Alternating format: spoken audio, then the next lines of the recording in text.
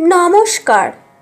কবিতা স্বাধীনতার সুখ, কবি রজনীকান্ত সেন।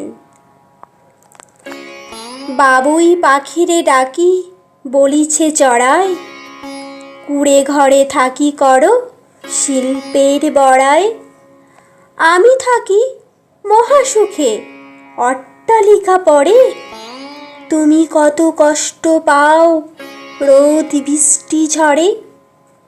বাবুই হাসিয়া কহে, সন্দেহ কি তাই? কষ্ট পাই তবু থাকি নিজের বাসায়। পাকা হোক তবু ভাই পরেরও বাসা, নিজে হাতে গড়া মোর কাঁচা ঘর খাসা। নমস্কার।